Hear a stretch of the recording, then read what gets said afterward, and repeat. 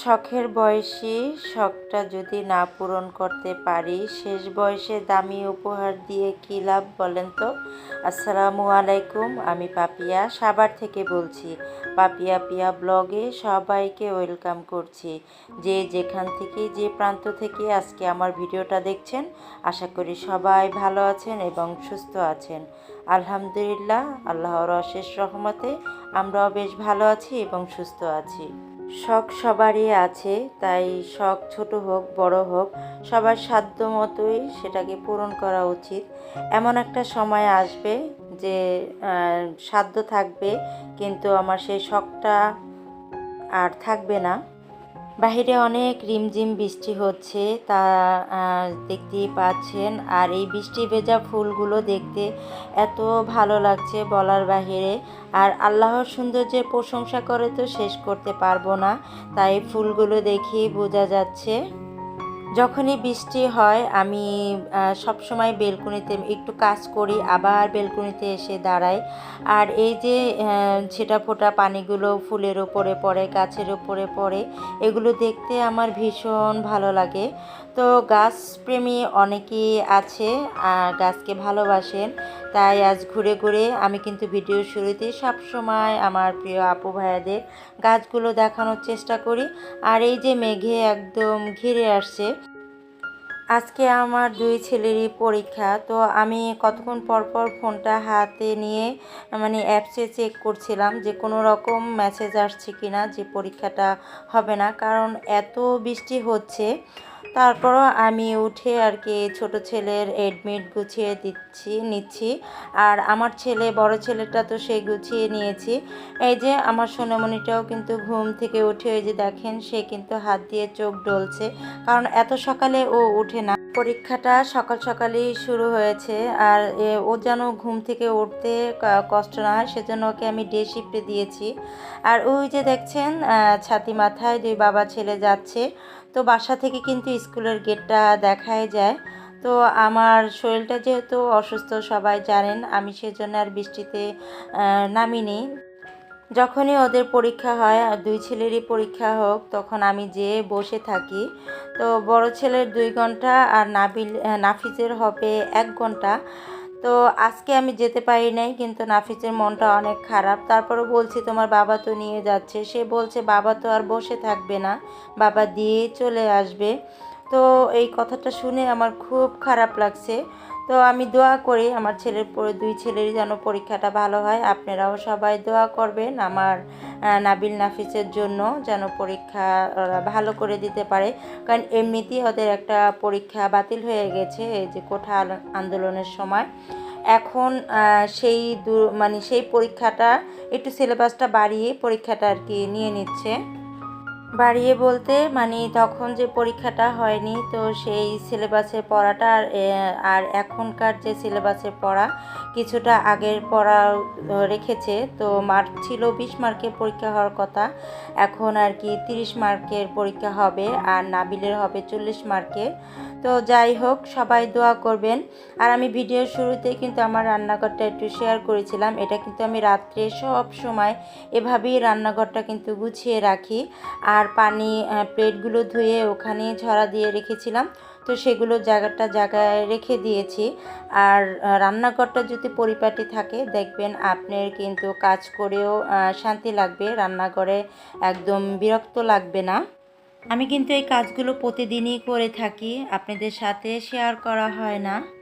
আমার প্রিয় আপু ভাইয়ারা যারা এখনও ধৈর্য ধরে আমার বগরগুলো শুনছেন, একটা লাইক দিতে ভুলে গেছেন, প্লিজ একটা লাইক দিয়ে ভিডিওটি কন্টিনিউ করবেন।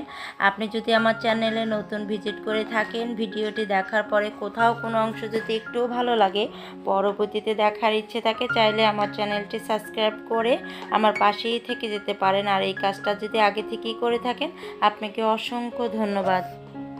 তো তো দেখতেই পেলেন আমি কিন্তু মুগ ডাল ভেজে ওটা ভিজিয়ে রেখে এসেছি, কারণ আজকে রিমঝিম বৃষ্টি হচ্ছে আর এই বৃষ্টিতে খিচুড়ি খেতে কিন্তু বেশ ভালো লাগবে। যেহেতু আপনাদের ভাইয়ার অনেক পছন্দ, আমারও কিন্তু অনেক পছন্দ। আর তাকে তার পছন্দের খাবারটা আজকে রান্না করে খাওয়াবো, তার অবশ্যই কোনো কারণ আছে, সেটা ভিডিওর শুরুতেই বলেছি যে সময় থাকতেই শখটা পূরণ করা। তো যাই হোক, তার কাছে কিছু একটা আবদার করেছি, তাই তার মন পছন্দ খাবার খেয়ে মনটাকে একটু গলাচ্ছি। তো কয়েক পদের তরকারি দিয়ে আর গরুর মাংস দিয়ে আমি সবজিটা রান্না করব। গরুর মাংসটা আগে থেকেই আমার ফ্রিজে রান্না করা আছে। আমি যখনই মাংস রান্না করি একটু বেশি করে রান্না করলে ছোট ছোট বক্সে তুলে রাখি, কারণ যখন দেখি ভালো লাগে না অথবা সময় নেই তখন ডিপ থেকে ওই তরকারিটা নামিয়ে গরম করে দিলেই কিন্তু হয়ে যায়। আমি এই কাজটা কিন্তু করে থাকি, সময়টাও অনেকটা বেঁচে দেয়। আর সময়ের মূল্য তো অনেক সবাই জানেন, আর চাইলে কিন্তু এই কাজটা আপনারাও করে রাখতে পারেন।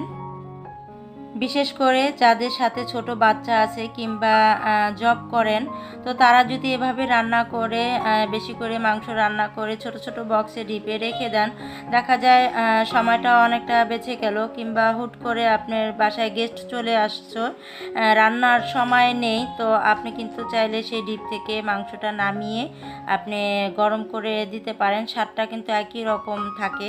যেহেতু আমি এরকম করি আর কি, রান্না করে রাখি, তাই আপনাদের সাথে আর কি শেয়ার করলাম।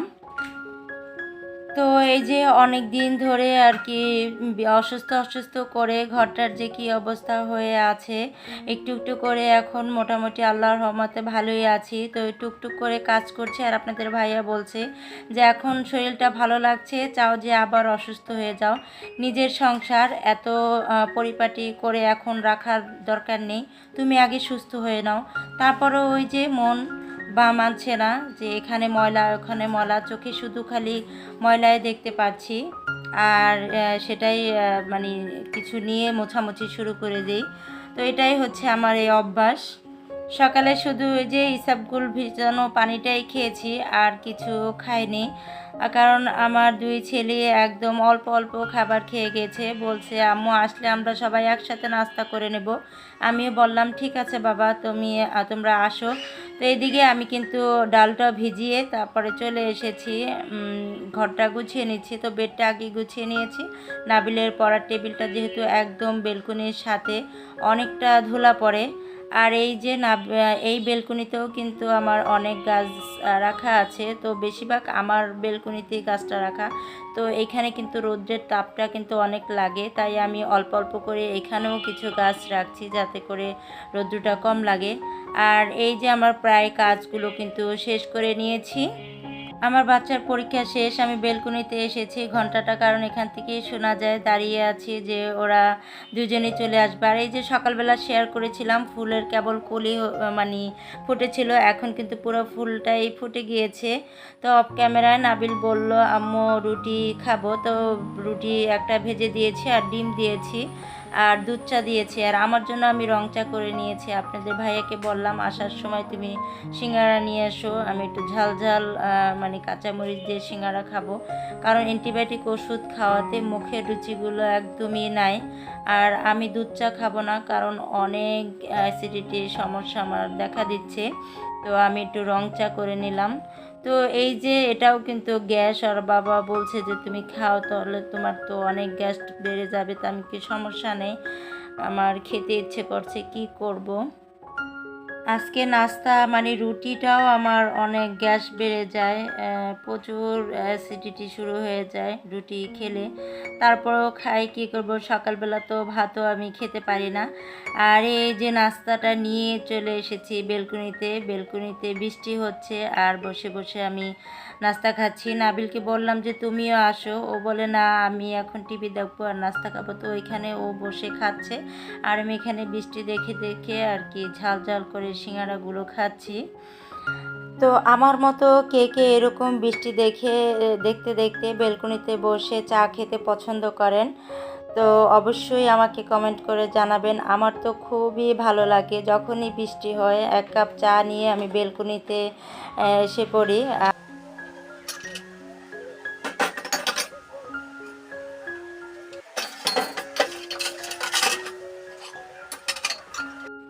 চা খাওয়া শেষ করি, বেলকনিতে কতক্ষণ বসেছিলাম, বসে থাকার পরে এই যে চলে এসেছি রান্না করে। এখন যে খাওয়ার পরে যে থালাবাটিগুলো হয়েছে সেগুলো ধুয়ে নিচ্ছি। প্লেটগুলো ধোয়ার আগে যে কাজটা আমি করে থাকি, তো এই যে পানি দিয়ে আগে ধুয়ে নিয়েছি, দেখতেই পেলেন। কারণ এই কারণে আমি ধুয়ে নিই, কারণ অনেক সময় তৈল থাকে, তারপরে ঝোল লেগে থাকে। তো এগুলো যদি ভিম লিকুইড দিয়ে ধোয়া হয়, সাথে সাথে কিন্তু প্লেটটা একটা লাল দাগ হয়ে যায়। সেজন্য ভিম লিকুইড দিয়ে মাজার আগে আমি একটু পানি দিয়ে হালকা ধুয়ে নেই। তো এই যে আমি অফ ক্যামেরায় সব প্লেটগুলো কিন্তু ভালো করে মেজে ধুয়ে নিচ্ছি। আর এখানে পানি ঝরার জন্য এখানে রেখে দেব। এখন আমার প্রিয় আপুদের কিছু কমেন্ট পড়ে নেব। প্রথমেই কমেন্ট পড়ে নিচ্ছি। ইফতি ইসলাম আইডি থেকে আপু কমেন্ট করেছেন, এই দুনিয়াটা হচ্ছে স্বার্থপর দুনিয়া, ঠিক বলেছেন। আল্লাহ পাক আমাদের সবাইকে হেফাজত দান করুক, আমিন। অসংখ্য ধন্যবাদ আপু এত সুন্দর একটা কমেন্ট করার জন্য।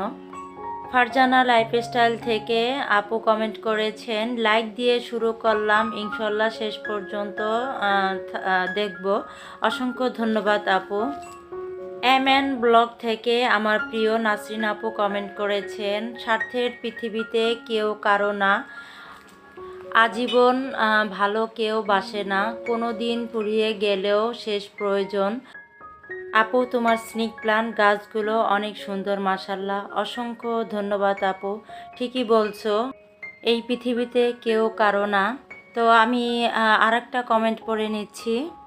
নুসরাত আইডি থেকে নুসরাত আপু কমেন্ট করেছেন, আপু তোমার জন্য অনেক দোয়া রইলো, সব সময় তোমার পাশে আছি, আশা করি ভিডিও দেওয়া বন্ধ করবে না, কারণ তোমার ভিডিওগুলো দেখতে আমার খুবই ভালো লাগে।